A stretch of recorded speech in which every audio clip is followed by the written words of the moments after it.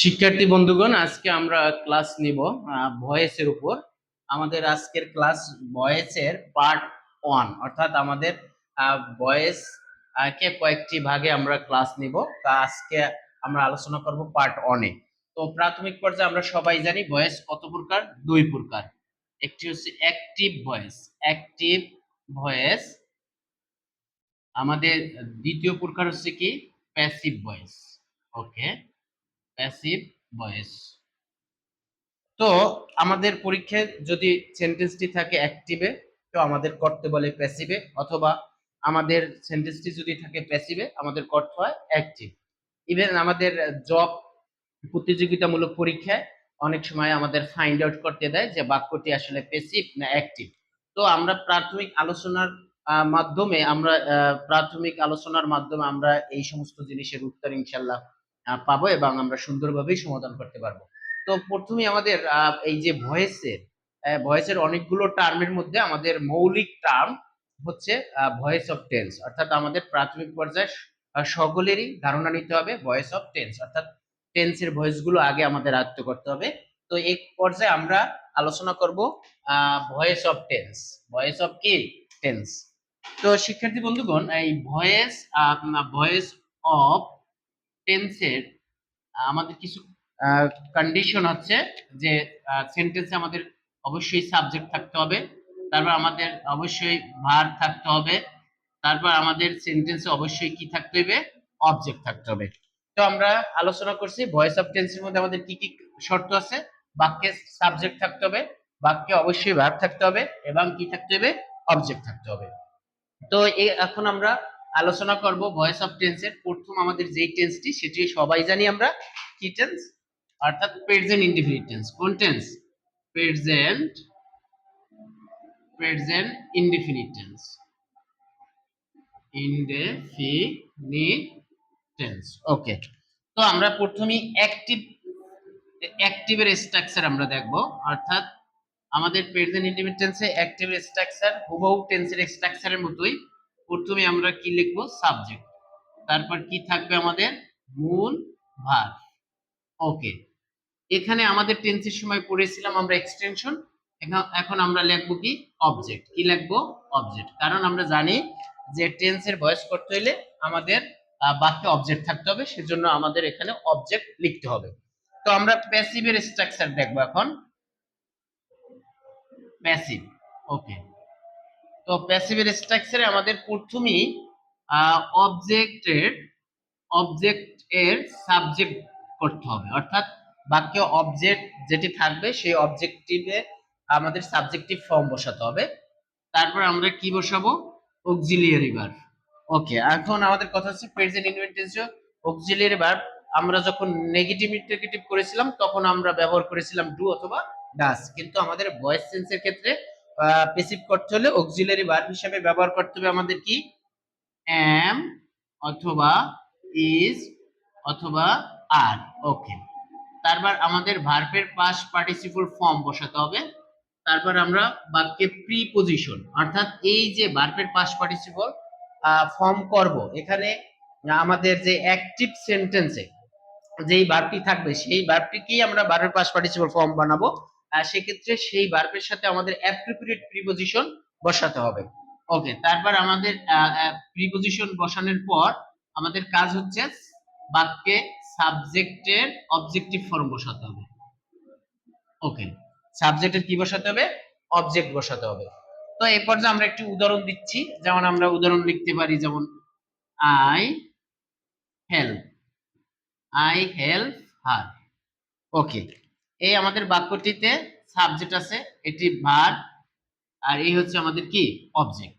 শিক্ষার্থী বন্ধুগণ, তাহলে আমরা এই স্ট্রাকচার দিয়ে, প্যাসিভের স্ট্রাকচার দিয়ে আমরা এখন এটির ভয়েস করব। ওকে, তাহলে অবজেক্টের সাবজেক্ট, এখানে অবজেক্ট হচ্ছে কি, হার, তাহলে হার এর সাবজেক্টিভ ফর্ম আমরা সবাই জানি শি। আমাদের এই কাজটা শেষ। তারপর আমাদের অক্সিলিয়ারি ভার্ব এম অথবা ইজ অথবা আর, যেহেতু সাবজেক্ট এখন শি, এটি subject third person singular number, তাহলে আমরা কি বসাবো, subject third person singular number হলে ইজ বসে। তারপর বলা হয়েছে ভার্বের পাস্ট পার্টিসিপল, অর্থাৎ এই যে অ্যাক্টিভের যে ভার্বটি থাকবে সেই ভার্বটির পাস্ট পার্টিসিপল ফর্ম আমরা বসিয়ে নেব। ওকে, তারপর আমরা কি বসাবো? প্রিপজিশন। এখন এই হেল্প ভার্বের সাথে অ্যাপ্রোপ্রিয়েট প্রিপজিশন বাই বসে, কি বসে? বাই বসে। তারপর আমাদের সাবজেক্টের অবজেক্ট, এখানে সাবজেক্ট হচ্ছে কি আই, এর অবজেক্টিভ ফর্ম হচ্ছে কি মি। তো আশা করি আমরা এখন স্ট্রাকচারের সাথে ম্যাচ করে বুঝে নেব। ওকে, আমাদের অ্যাক্টিভ স্ট্রাকচার সাবজেক্ট প্লাস মূল verb plus object, subject plus মূল ভার্ব প্লাস অবজেক্ট। এখন আমরা প্যাসিভ করব, অর্থাৎ এই অ্যাক্টিভ সেন্টেন্সটাকে প্যাসিভ করতে হলে আমাদের এই স্ট্রাকচারটা মেইনটেইন করতে হবে। অর্থাৎ প্রথমে আমরা অবজেক্টের সাবজেক্টিভ ফর্ম, এই হার হচ্ছে অবজেক্ট, এর সাবজেক্টিভ ফর্ম শি, তারপর অক্সিলিয়ারি ভার্ব বসিয়েছি, অর্থাৎ আমাদের অক্সিলিয়ারি ভার্ব প্রেজেন্ট ইনডিফিনিট টেন্সে ভয়েস করতে হলে am অথবা is অথবা are ব্যবহার করতে হবে। তারপর আমাদের ভার্বের পাস্ট পার্টিসিপল, তারপর আমরা প্রিপজিশন বসিয়ে নিয়েছি, তারপর আমরা সাবজেক্ট ছিল আই, এটার অবজেক্টিভ ফর্ম বি।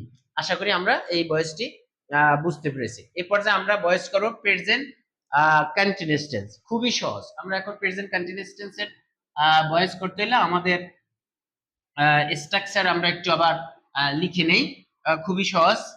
শিক্ষার্থী বন্ধুগণ, আমাদের প্রেজেন্ট কন্টিনিউয়াস টেন্স, ওকে, কন্টিনিউয়াস প্রেজেন্ট কন্টিনিউয়াস স্ট্রাকচার আমরা সবাই জানি, সাবজেক্ট প্লাস আমাদের কি আছে am অথবা is অথবা কি are প্লাস ভার্ব, অর্থাৎ মূল ভার, আর এই মূল ভার্বের সাথে কি যোগ হবে?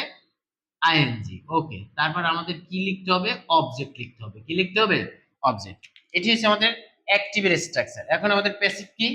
প্যাসিভ ঠিক আগের মতো আমরা সবাই জানি, অবজেক্টের কি করতে হবে? সাবজেক্টিভ ফর্ম বসিয়ে নিতে হবে, তারপর কি বসিয়ে দিতে হবে? Auxiliary verb. ওকে, এই যে কন্টিনিউয়াস টেন্স অক্সিলিয়ারি ভার্বের পর আমাদের কি বসাতে হবে? বিং। ওকে, তারপর আমাদের কি ভার্বের পাস্ট পার্টিসিপল ফর্ম বসিয়ে নিতে হবে, তারপর আমাদের প্রিপজিশন বসিয়ে নিতে হবে, তারপর আমরা সাবজেক্টের অবজেক্টিভ ফর্ম বসাবো, সাবজেক্টের কি অবজেক্টিভ ফর্ম বসাবো। ওকে, তো এক্ষেত্রে আমরা এখন সেই আগের বাক্যটি যদি আমরা হুবহু নেই, যেমন আই অ্যাম হেল্পিং হার, এটি হচ্ছে আমাদের অ্যাক্টিভের এক্সাম্পল। এখন এটিকে আমরা প্যাসিভ করব। তো প্যাসিভ করতে হলে প্রথমে আমাদের এই অবজেক্টের কি করতে হবে? সাবজেক্ট বানাতে হবে। তারপর অক্সিলিয়ারি ভার্ব, আমরা অলরেডি প্রেজেন্ট কন্টিনিউয়াস টেন্সে আমাদের অক্সিলিয়ারি ভার্ব কি am অথবা is অথবা are আছে, তাহলে আমরা is বসিয়ে নিলাম। তারপর আমাদের প্যাসিভ করতে হলে কন্টিনিউয়াস টেন্সে being নিয়ে আসতে হবে। ওকে, তারপর আমাদের কি করতে হবে? ভার্বের পাস্ট পার্টিসিপল কি helped, তারপর আমাদের অ্যাপ্রোপ্রিয়েট প্রিপজিশন কি বাই, তারপর subject I and objective form কি মি। আশা করছি আমরা সবাই বুঝতে পেরেছি। শিক্ষার্থী বন্ধুগণ, আমাদের মূল যে ফাউন্ডেশন সেটা হচ্ছে প্রেজেন্ট ইনডিফিনিট টেন্সেরই প্যাসিভের স্ট্রাকচারটাই মূল ফাউন্ডেশন। শুধু অক্সিলিয়ারি ভার্বের পর আমাদের অতিরিক্ত কাজ হচ্ছে বিং বসাতে হবে। আর এবং আগের প্রেজেন্ট ইনডিফিনিট টেন্সের প্যাসিভের স্ট্রাকচার এবং কন্টিনিউয়াস টেন্সের প্যাসিভের স্ট্রাকচার পুরোটাই সমান বা সেম, শুধু আমাদের অক্সিলিয়ারি ভার্বের পর বিং বসাতে হয়। এরপর যে আমরা শিখব প্রেজেন্ট পারফেক্ট টেন্স। ওকে, আমরা প্রেজেন্ট পারফেক্ট টেন্সে যদি আমরা শিখি, তো আমরা এখানে আমাদের অ্যাক্টিভটা একটু কারেকশন করে নেই। আমরা পুরো এক্সাম্পল এবং আমাদের স্ট্রাকচার আবার লিখে নেই। ওকে, এরপর যে আমরা লিখতে পারি কি প্রেজেন্ট পারফেক্ট টেন্স।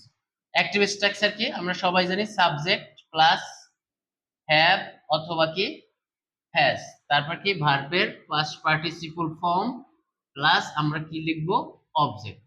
ওকে, আমাদের ঠিক অবজেক্টকে কি করতে হবে? অবজেক্টকে সাবজেক্ট করতে হবে, অর্থাৎ অবজেক্টের সাবজেক্টিভ ফর্ম বসাতে হবে। তারপর অক্সিলিয়ারি ভার্ব তো আমাদের থাকবে। এখানে পারফেক্ট টেন্স হলে আমাদের বিন নিয়ে আসতে হবে। কি নিয়ে আসতে হবে? বিন। তারপর কি ভার্বের পাস্ট পার্টিসিপল ফর্ম, তারপর আমাদের প্রিপজিশন বসিয়ে নিতে হবে, তারপর আমরা সাবজেক্টের অবজেক্টিভ ফর্ম বসাবো। শিক্ষার্থী বন্ধুগণ, তাহলে আমরা যদি বাক্যের আগের উদাহরণটা নিয়ে আসি, আই হ্যাভ হেল্পড হার। ওকে, এখন এই বাক্যকে আমরা কি করব? প্যাসিভ করব। এখানে অবজেক্ট হচ্ছে কি? অবজেক্ট হচ্ছে আমাদের হার, তার subjective form she. Okay, auxiliary verb present perfect tense auxiliary verb have has এর আমরা এখানে কি বসিয়ে দেব? হ্যাজ, যেহেতু subject third person singular number. তারপর আমাদের কি করতে হবে? অক্সিলিয়ারি ভার্বের পর আমাদের কি বসাতে হবে? বিন বসিয়ে নিতে হবে। তারপর ভার্বের পাস্ট পার্টিসিপল হেল্পড, তারপর কি বাই, তারপর সাবজেক্ট আই, এটার অবজেক্টিভ ফর্ম কি বসাবো আমরা? বি বসাবো। শিক্ষার্থী বন্ধুগণ, আমাদের পার্থক্য কি? আগের আগের প্রেজেন্ট কন্টিনিউয়াস টেন্সের সাথে পার্থক্য হচ্ছে অক্সিলিয়ারি ভার্ব, সেখানে অক্সিলিয়ারি ভার্বের পর সেখানে ছিল বিন, আর এখন হচ্ছে কি বিন। তো আশা করছি আমরা এটি বুঝতে পেরেছি।